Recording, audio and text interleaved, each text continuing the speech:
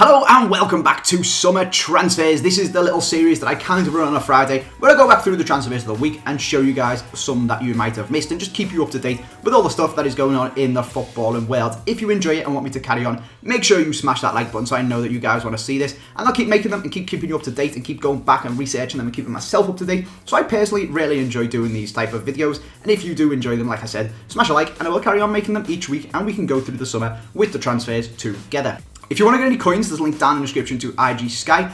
This team is absolutely insane, I'm not going to lie. I'm not going to use it, and there's a couple of dodgy players in there, but most of them have got special cards at Team of the Seasons and stuff like that. Really cool cards. So you want to go and get yourself any coins, and there's meant to be another Team of the Season coming out on Wednesday. Now's the time to go and get them. Come to the end of FIFA, coins are nice and cheap. There's a new Team of the Season coming out. Open some packs, try out some players that you've always wanted to, and AJ3 will get you 8% off the already ridiculously cheap prices. Go and check them out.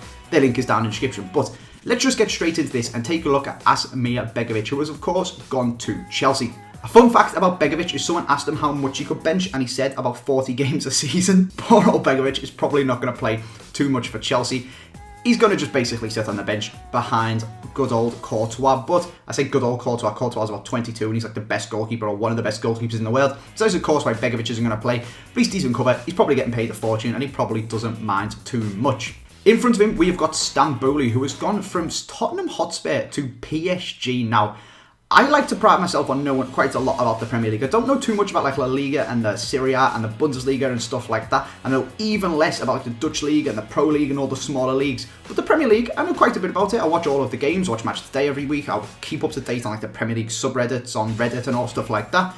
Honest to God, hardly ever even heard of Stambouli. He sounds like a pasta dish. If you said to me Stambouli, the first thing I would think to is like it's a bit of tortellini and maybe a bit of meat and tomato sauce and a bit of chili. I have got no idea, but apparently he's played a few games for Spurs and now PSG have come in and bought him. Spurs have flipped a profit on them. They bought him for like 4.5 million and they're selling him on for 6 or something like that, so they've done alright with it. But I don't know why PSG has signed them. You expect them to be like world-class, already established players splashing a massive cash, but they've gone for Stambouli for £6 million. I'm not too sure, never really seen him, and I can't really comment on it. But let's move on and take a look at a guy called Mbemba, who has gone from Anderlecht to Newcastle. And you'll actually see that we've got another Anderlecht to Newcastle signing in a minute, so maybe they're turning in they are the Southampton to Newcastle's Liverpool, and we're just like, we'll have him, and we'll have him, and we'll have him, and they're just coming in and signing all of the players. But Mbemba's come over, he's got an inform on FIFA. Like I said, I don't know too much about like the Belgian Pro League and stuff like that, but he was spotted at St James's Park doing his medical and all stuff like that, and he's coming over to Newcastle and expected to be announced in the next couple of days. The only thing I can really comment on about it is that he looks absolutely insane for FIFA. He's a centre-back with 80 pace, and I'm not going to say no to that, especially if he gets upgraded to like a 75 non-rare gold or something. That would be madness. Left back, we have got Felipe Luis, who of course is a Chelsea player, but you might know, or you probably do know, that they signed him for Atletico Madrid for about 15 million, I think, last year. Unfortunately for him, Dave has been playing absolutely out of his skin and has fully locked down that position at left back for Chelsea. So Felipe Luis hasn't really had a look in, and when he hasn't really shone and showed that he could actually hold that position if Dave wasn't there. So they're selling him back to Atletico Madrid for about the same as what they bought him for, I think. So it's as if he was never there. The transfer is basically being annulled, and he is heading back to Atletico for next season. Over on the far side, we have got a man by the name of Farfan, of course, plays for Schalke. Never really used him on FIFA. He is rapid and he's got really good dribbling, but everyone just uses Aubameyang or Herman the German. So this transfer is kind of good in FIFA terms. I've got no idea if it's good in real life terms, though. He's 83 rated, so maybe I should know who he is. He's one of the highest rated players in this whole team, but he's going to the Al Jazeera League, which is, of course, the Saudi Pro League. So them teams are getting pretty decent. They've got Xavi, they've now got Farfan, they've got some decent Brazilians. And as the years go on, hopefully this league is going to keep on progressing, and we're going to get some more competition from them, and you can just build some sick teams at them on FIFA as well. They've got quite a few 5-star skillers, which is really weird, and you can make some 6 silver teams. But now we've actually got some golds going over there too. Centre midfield, we have got a big one. Bayern Munich have announced that they've agreed a £25 million deal with Juventus for ATURO Vidal.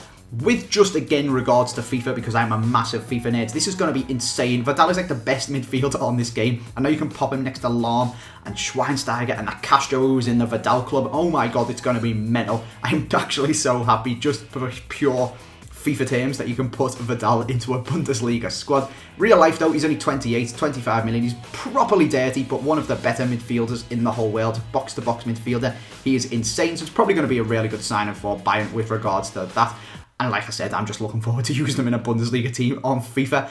Over up the opposite centre mid, we've actually got a striker. We've got Mitrovic, who is the other guy from Newcastle, or rather going to Newcastle from Anderlecht. As I said, they're just off to Belgium, and we're just like, we'll take him, and we'll take him. And they're just throwing them all into Newcastle's team. Mike Ashley finally splashing that Sports Direct cash. Picked up Mitrovic, who I think is 20. Got a team of the season on this game. Got a hero card on this game last year. So maybe going to be one of the next big things to come out of Belgium, even though he isn't actually Belgian. It's central attacking mid. We've got a left mid by the name of Gerardo, who was a Spanish man playing in the Russian league for Spartak Moscow. He's actually gone and transferred to Watford. So we're going to be able to see this guy in the Premier League next season. Again, I would be lying if I told you I knew who he was. The only thing I know is that I used him in a non-rare hybrid at the start of FIFA.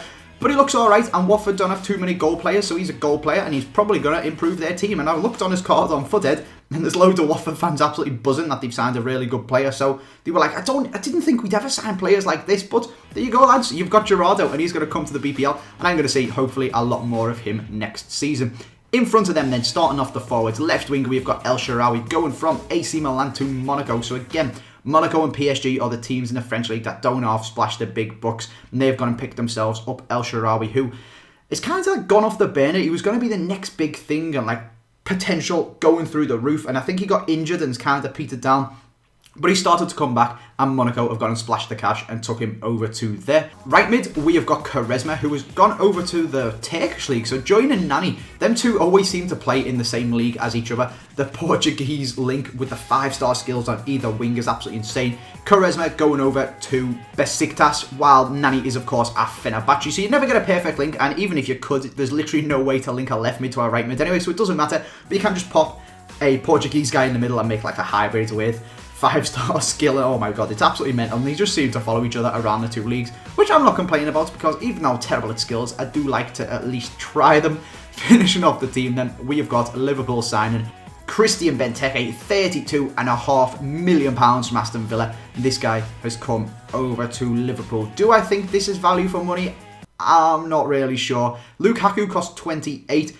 Is Benteke a more desirable signing than Lukaku? I don't really know. Everyone always used to tell us, Liverpool fans especially, that Lukaku was a waste of money. So that would then make you probably think that Benteke was. But Liverpool do need a proven Premier League goal scorer, and Benteke is exactly that. And having sold Sterling, they have got the cash to spend on him. So maybe it's not a waste of money. Maybe he's just what they need. Although he doesn't maybe fit into Liverpool's playing style. He's kind of a win the ball, long ball sort of player. Hasn't got the most amazing of technical ability, and we all know Brendan Rodgers likes to play really good, neat passing football and quick counter-attacks and stuff, whereas Benteke is more of a crossing into the box and win the header kind of guy. So I'm not too sure. He could turn out to be absolutely insane. I think it's going to go one of two ways. He's going to either be unreal and score like 20, 25 goals a season for Liverpool, or he's going to be absolutely terrible and score about 2 a season and be a massive, massive flop. So just going to have to wait until next season to see how that gets on. But that is where we're going to leave this video. Like I said, if you guys enjoy it and like being kept up to date with the transfer news, smash the like button and I will carry on doing it for you guys